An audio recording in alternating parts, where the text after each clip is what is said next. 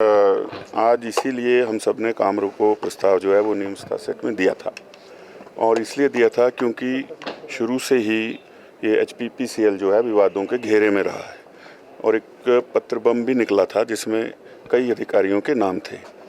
और जो परिवार के कहने पे, स्वर्गीय विमल नेगी जी के परिवार के कहने पे जो एफआईआर की है आनंद फानन में, उसमें एक अधिकारी का तो नाम लिख दिया जो डायरेक्टर हैं देशराज, लेकिन दूसरे की जगह लिख दिया प्रबंध निदेशक। एफआईआर रात को हुई, उस समय तक तो प्रबंध निदेशक नए आ गए थे, तो वो तो उन्होंने कहा था नाम लिखने को।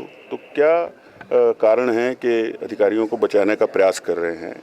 और बिजली बोर्ड के चेयरमैन तो खुद चीफ सेक्रेटरी हैं, और उन्होंने जो है वो कल आदेश दे दिए कि जो एसीएस हैं ओंकार शर्मा जी वो इसकी जांच करेंगे। तो जब इतनी बड़ी संलिप्तता है, और ये खास करके दो प्रोजेक्ट हैं, एक पेखुवाल और एक शोंगटोंग, जिनमें कि रोज़ की चर्चा रहती है कि बहुत बड़ा जो है वो घोटाला हुआ है।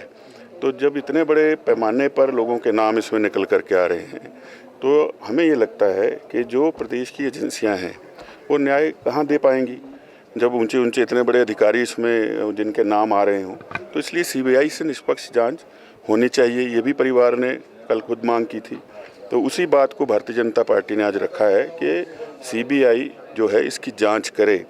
और कई बातें चर्चा में रही इसमें कि कई लोगों को फॉर्च्यूनर भेंट कर दी गई, कई लोगों को इनोवा भेंट कर दी गई। वो कौन लोग हैं, और जब ये बॉडी रिकवर हुई है तो उसकी क्या पूरी वीडियोग्राफी हुई है। उनके पास कोई कागज़ तो नहीं था, कोई नोट तो नहीं उन्होंने छोड़ा है। और वहाँ जब उनको हॉस्पिटल लेके गए हैं तो वहाँ कुछ अधिकारी वहाँ भी पहुँच गए। तो क्या कारण रहे कि इस तरह की जो है वो जल्दबाजी करने का प्रयास किया गया।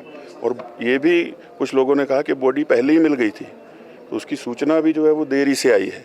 तो इन सारे कारणों को देखते हुए हमारा ये मानना है कि सीबीआई की इसमें पूरी जांच होनी चाहिए, ताकि सच का सच जो है वो सामने आ जाए। अधिकारी को क्या बचा? देखिए, वो तो लगता ही है कि जिस प्रकार से एफआईआर में नाम न देना, तो ये बचाने का ही प्रयास है। और ये एचपीपीसीएल जो है पिछले बजट में कहा था मुख्यमंत्री जी ने कि शिमला को डीकंजेस्ट करेंगे, कुछ दफ्तरों को बाहर भेजेंगे। सबसे पहला दफ्तर इसका नाम था, किसी प्राइवेट बिल्डिंग में भेज रहे थे। वो किसकी बिल्डिंग है, पूरे कागज़ हैं उसके, वो इन्हीं के एक एडवाइज़र हैं, उनका भवन है।